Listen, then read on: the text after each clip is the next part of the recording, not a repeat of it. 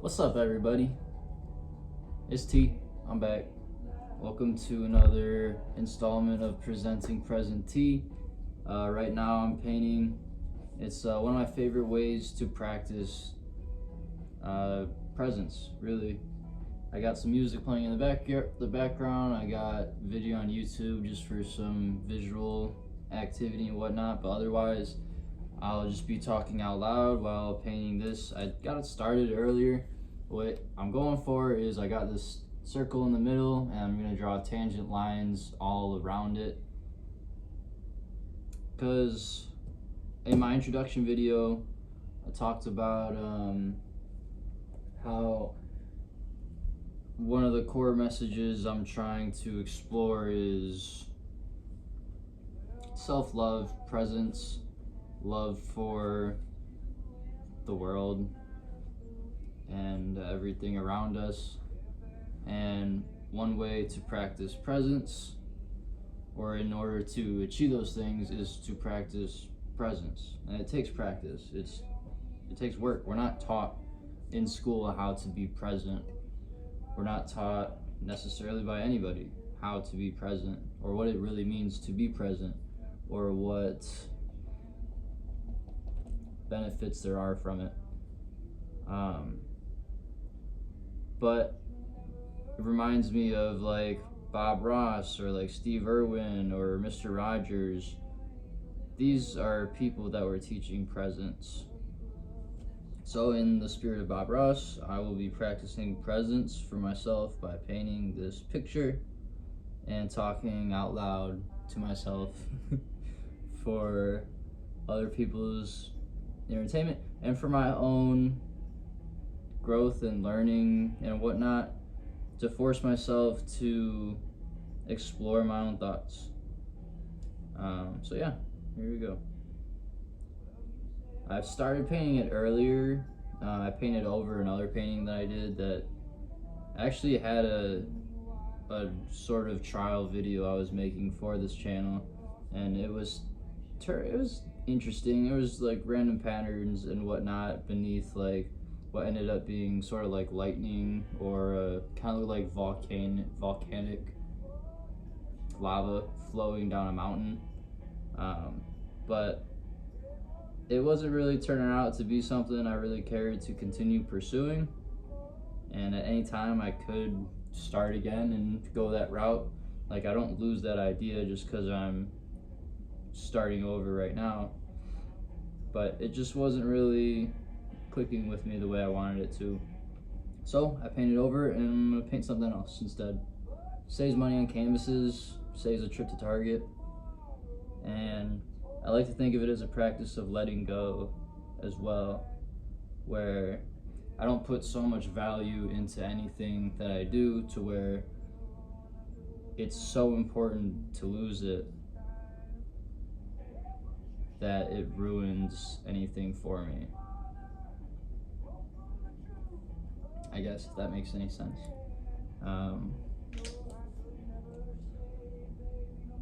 But yeah, I mean, all any of this is just practice for myself, for my own growth and whatnot. And like, I try to envision like how people would watch this, because I can't imagine people really just sitting down and watching me paint for however long. But maybe it'll be calming in a way for somebody to have on in the background, kind of like just to be alone with somebody also having a conversation with you.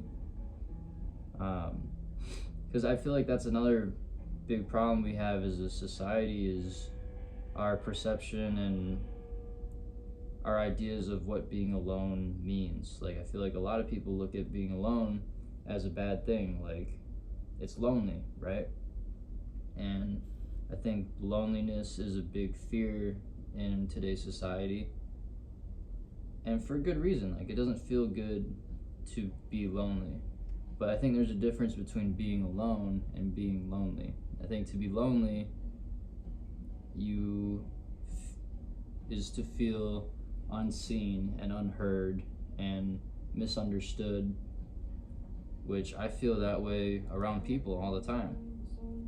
Like, I like to say a lot of times I feel more lonely, or I feel less lonely when I am alone, because I understand myself, I listen to myself, and I just kind of want to put out there how I go about being alone. This is what being alone is to me, and to me it's peaceful.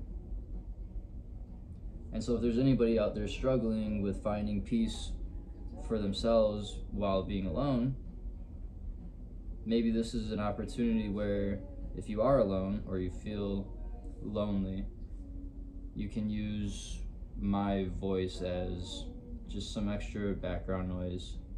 If you don't like what's going on in your own head while you're alone, that's okay. Allow me to help be one of those maybe more calmer voices, or I guess I like to call it noise in our heads. Like when I'm distressed, it's like I have all this noise going on at once and I just can't have any peace because it's just loud. Like,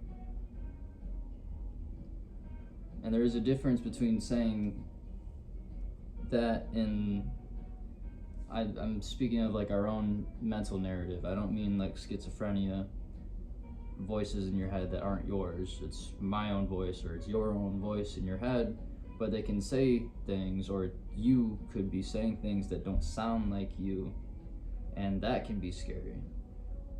Or maybe you just don't like what you are saying, and so you try to drown your own voice out because you just don't like what it's saying.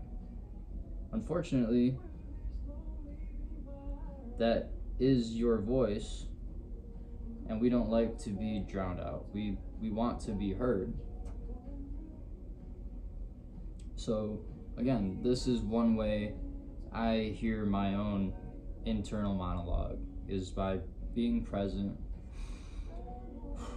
Breathing is a big one. I started meditating a few years ago, very on and off. Like, it's never been to the point where I was super crazy involved. Like, even now, like the last time I actually sat down with the intention of meditating, it's probably weeks ago, and I probably only did it for like 5 minutes.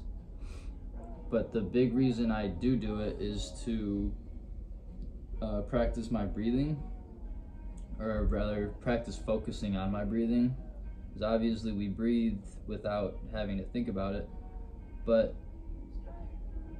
there are degrees to how deeply and how quickly we are breathing that can take focus to influence.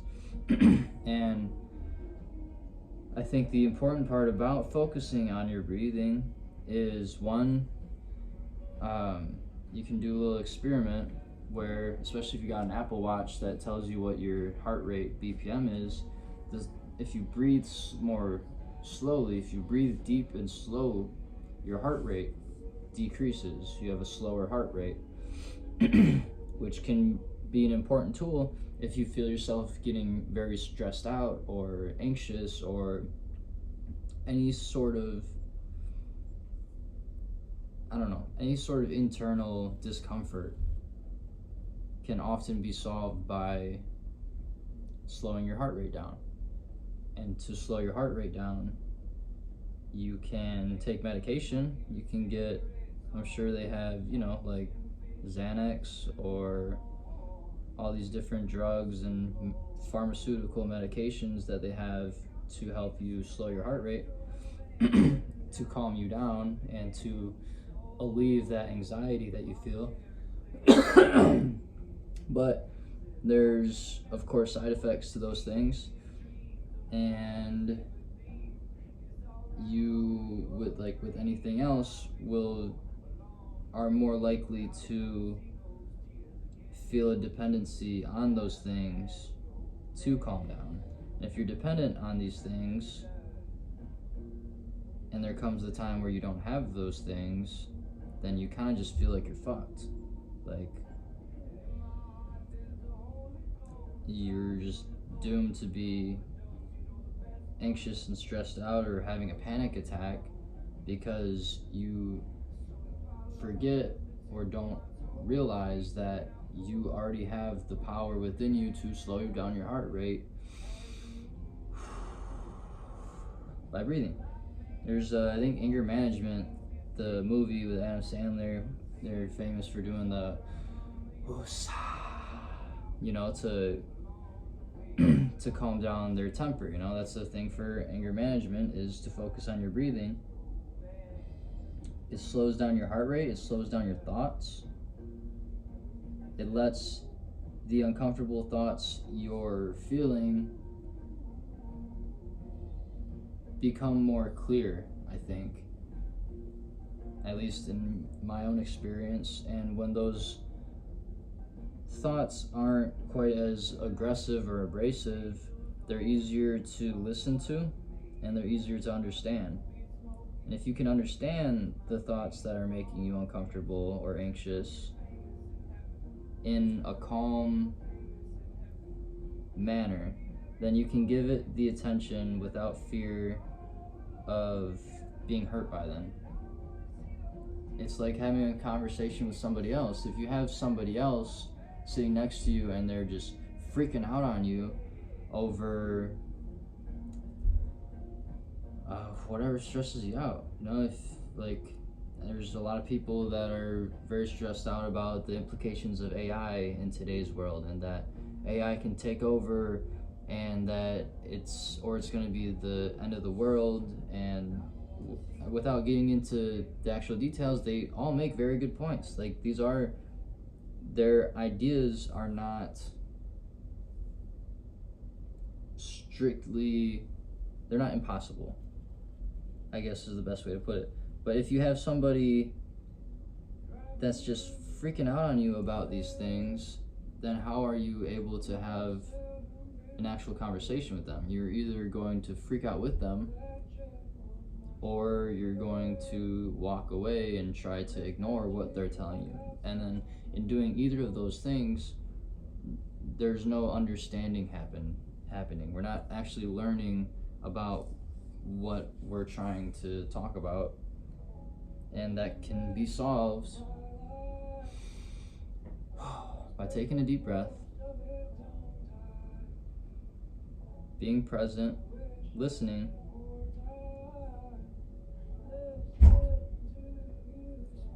and just having an honest conversation about what those feelings bring up, Like, I think it's funny our culture has therapy as, I guess, such a, it's looked at as like a service, right? Something that you go to therapy.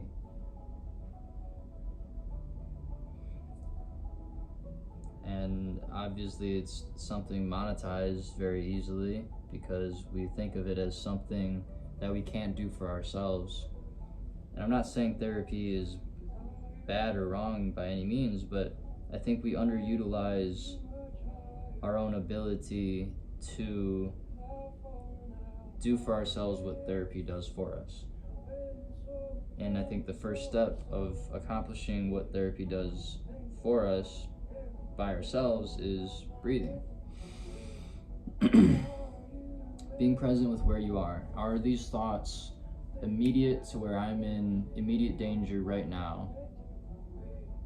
If the answer is no, then you have the time and space to breathe and consider all the possibilities. Because we are incapable of seeing all possibilities for anything. I believe the universe is infinite. I believe in infinite possibilities in any respect. Obviously, there's probabilities that narrow down the possibilities a little bit, but even probability can't be trusted 100%. Like, I like to think of Han Solo in Star Wars when they're navigating the asteroid field and C-3PO's like, Sir, the odds of successfully navigating the meteor field are blah blah to 1, like some crazy impossible statistic.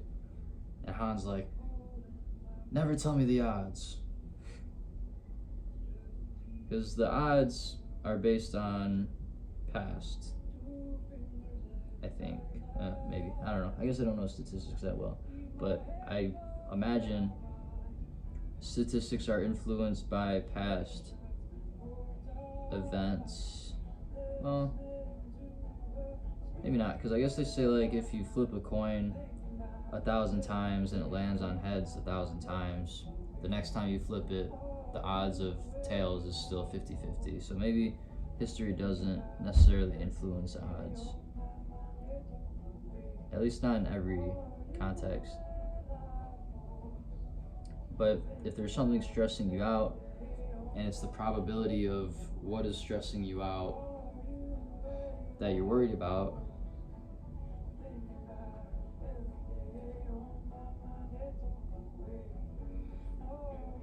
maybe you just need more time to see alternative perspectives of what you're worried about. I guess it would probably help to come up with more specific examples for these kinds of things, and that's the problem with me just sitting here spitballing. I didn't really write anything for this specifically. Again, I'm just sitting here painting, thinking out loud. So, I don't know, man. Just some guy painting. I'm doing these little, like, with the tangents around the circle, I'm doing, like, this sort of interwoven thing where in the base, like, gray background, I had these, like, horizontal, vertical, diagonal lines, and I have the tangents and circle kind of weaving in and out of them so far. And I guess the goal I'm going for is to just do as many tangents as I can until I run out of space and they're just overlapping each other too much, and just kind of see what it looks like. I don't really know. I don't know anything. You know,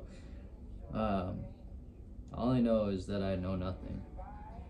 The only way for me to understand things is by doing it and just seeing what happens. Frick around and find out, you know? That's been my philosophy for a long time. And sometimes it's not the most advantageous way about going about things, but a lot of times, you know, you just don't know until you try. That's what my mom used to tell me when she wanted me to try new foods, especially vegetables. Say, look, you think you don't like it, that's okay. I understand that you think you won't like this, but you don't know that you don't like it until you try it. And I've kind of used that same philosophy for a whole lot of other things in my life. And it's, I think, helped a lot for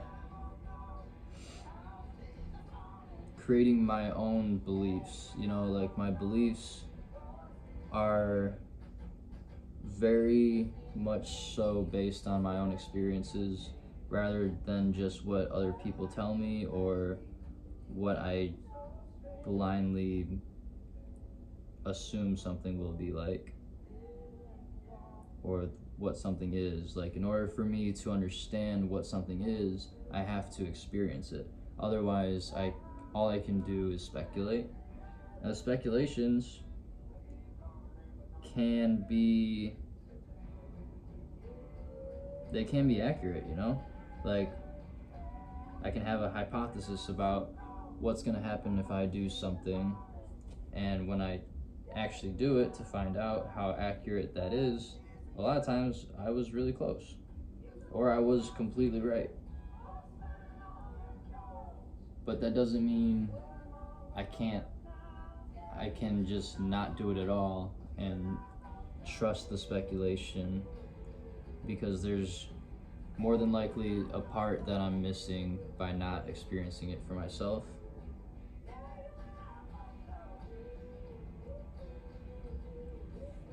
And I don't know, I found that I enjoy trying new things. I really love learning. One of my big life purposes is just to continue growing and learning new things. Growing as an individual, you know?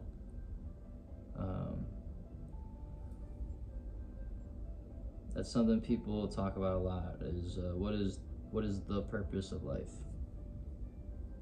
And it's a really good question. It's an important question, because if there is no purpose and you don't like it very much, what's stopping you from not doing it anymore? I mean, if I'm doing something that I don't like, then the purpose certainly isn't because I like it.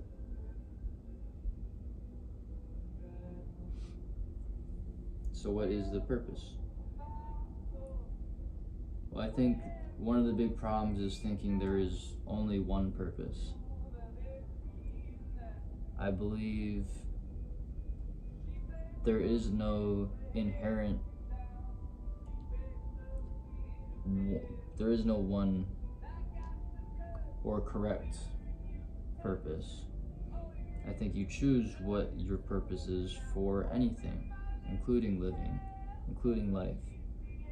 And if you choose to believe it is no purpose, that can be a depressing thought. I like to think that there being no purpose is what makes any purpose an option.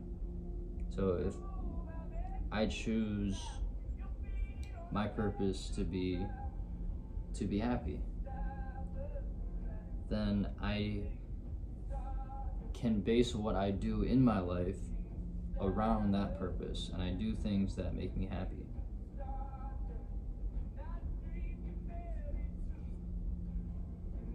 But I think there's more than one purpose, and I get to choose each one. So if one purpose is to be happy, I think another one of my purposes is to learn, to grow, to love, to make connections with other people, to understand as much as possible about myself and about the world, which I guess that goes hand in hand with learning. And when I consider these purposes,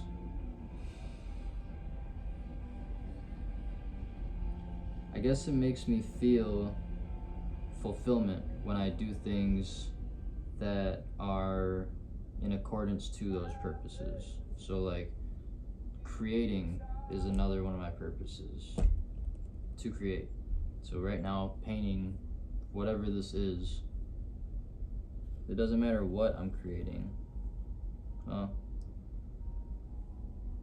an extent, I want to create something that is still aligns with my purpose for creating or for living. And another one of the purposes is to be happy. So if I'm creating something that brings joy, then that brings me a sense of fulfillment in my life. It brings a sense of satisfaction. I can go to sleep happy because I did something to fulfill my purpose.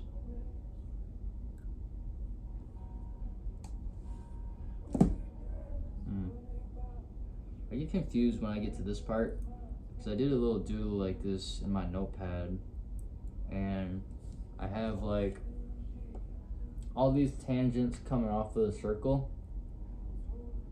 and I want to add more, but it seems like when I go to the circle itself, I'm just running out of space. And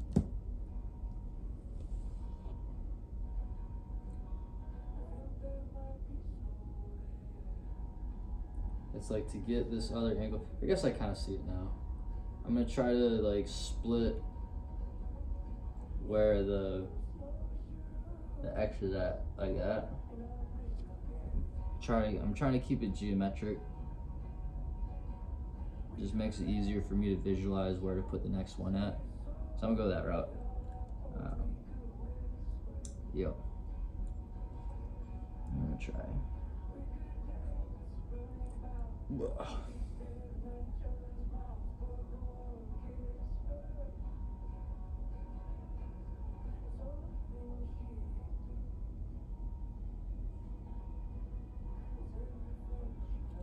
I think another purpose I have for these videos, like I was talking about in the introduction video, I was trying to like come up with all the different reasons for doing this. And I was saying to my brother, I think there's a lot of things we're uncomfortable with talking about. One of them being like life's purpose, and many other things that I'll end up talking about at some point. And I guess one of the other points of doing it is to make those uncomfortable topics more comfortable to talk about, or at least to think about, even if it's just talking to ourselves about them, to do them in a state where we remember to breathe and talk of them calmly, so we can actually focus on what it is we're trying to understand, rather than getting lost in our own anxiety and stress that makes it that much harder to understand. If we can do that consciously and intentionally, I think we'll come up, we have the capacity to come up with some pretty enlightening thoughts, at least for ourselves, if not for the world.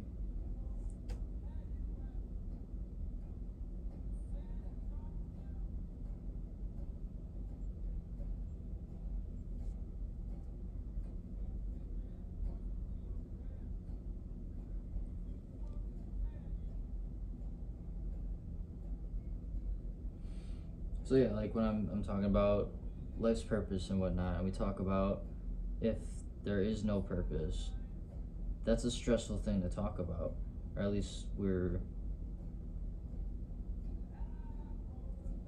conditioned to believe it is, or to feel that. We're kind of taught to feel that way, I think.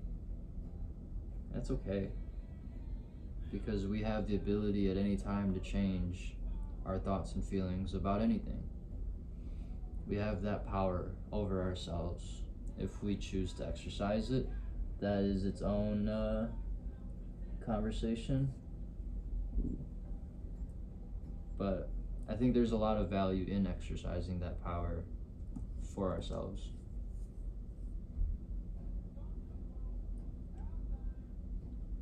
I think it has the potential to bring a lot of joy to one's own life, even if you're in the world of shit. You can see past all that shit and see something beautiful instead.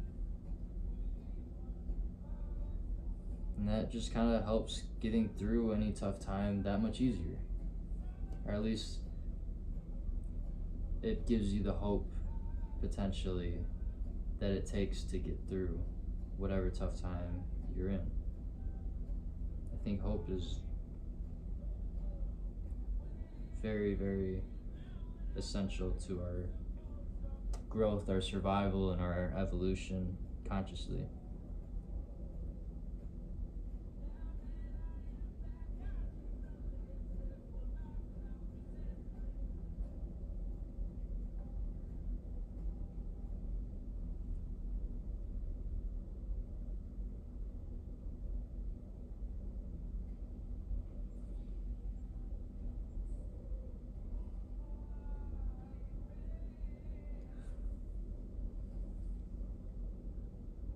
So I've never had a real YouTube channel before, and I don't really know what I'm doing with it. So I'm just gonna post these unedited, and I guess my rationalization of it is I'm not gonna try to draw anybody in with things to get your attention. I'm not gonna put a Family Guy clip at the bottom to watch in the background. Like, this itself, I think, is best purposed as background for an audience, like just background sound. I don't expect it to be real engaging, to be honest, because it's just me sitting here alone painting, you know, or just sitting here alone talking. So if you're wondering why the production quality is non-existent, that's why.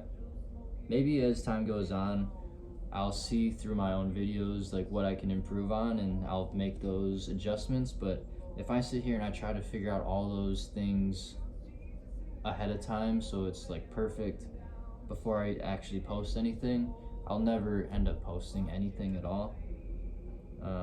So at least for the time being, it's gonna be just this very very raw footage and audio. I'm not gonna cut out the silent pauses. I'm just gonna leave everything as it is and just watch, kind of see how that goes, how much I like that.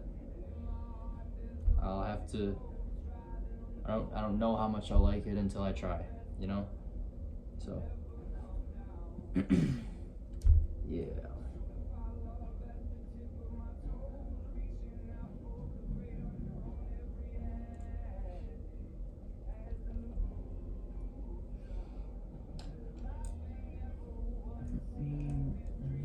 I don't know if you guys have ever heard of Mount Joy band, but they have an album also called Mount Joy. Is one of my favorites. Has been for probably like a year now.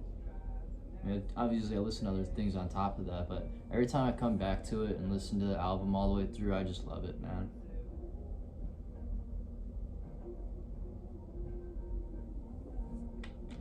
It's a joyful experience. I like that a lot.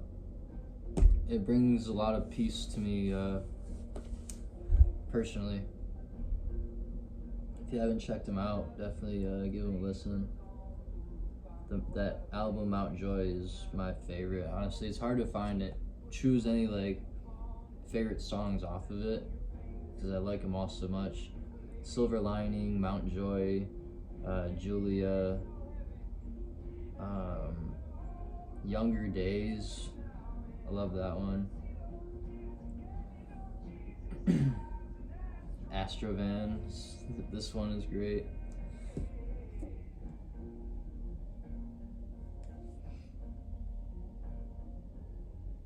I don't even know if you can hear the music. I haven't, like, I just put some stuff on and pressed record on the video. And damn, I'm at 34 minutes right now. Oh, God.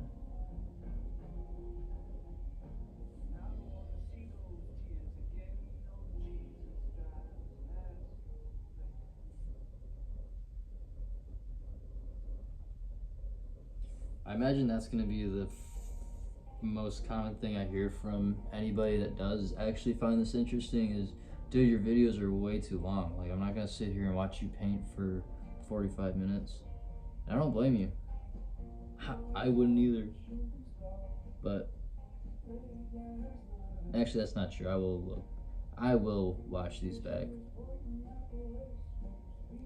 Maybe like write about some things, talk about. I don't know. Only time will tell, you know? I just hope my neighbors can't hear me talking right now. That'd be kind of embarrassing. That's why I did the intro video in my truck. In a parking lot. It made more sense, but it's dark out. I don't know where to put any of these other tangents at, man.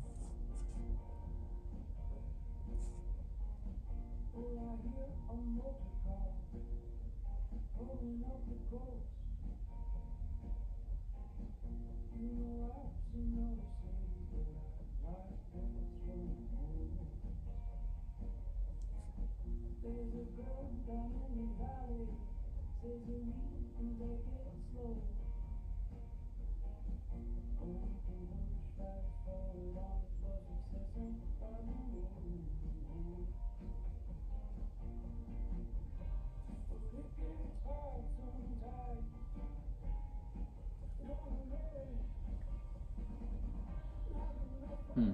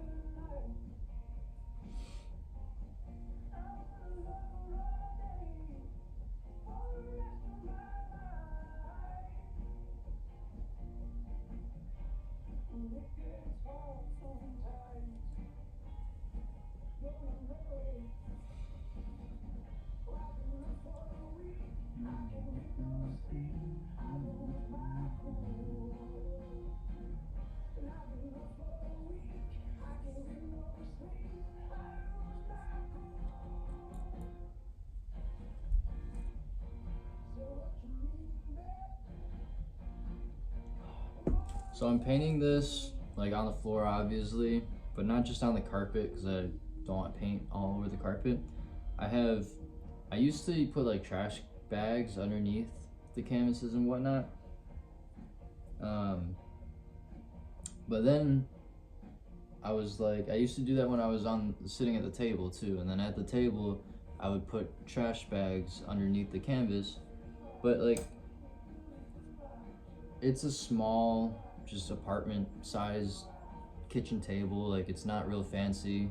It's probably not gonna sell it at any point. If I did, I wouldn't make probably, you know, it wouldn't. It's not, doesn't have much monetary value in it as it is. And I was like, I'm so focused on protecting it from the paint, and then I wondered to myself, I was like, I wonder like if I get paint on the table, it'll kind of act as um, a history of paintings that I've done over time. I think it would be really neat to have the paint gradually build up around it. So I had the idea of just paint the table, you know? Like, I'm not painting paintings on the table, but like, I'll be like splattering shit on the canvas and it's getting all over the table. And it just kind of puts a personality to it that I think is neat. As time goes on, it's more and more. And then you kind of see different things in the random designs that show up on the table. Whatever it brings to mind is, you know, it wouldn't be there if I was just using a trash bag. And now here on the floor, I've came up with a similar concept where I had this painting that I got from Salvation Army. It's in a picture frame. And it's a beautiful painting of like mountains and trees and whatnot. And I had the idea of painting the frame. And I started to try to paint actual shit on it, but I just didn't know how to blend my art style with the painting itself.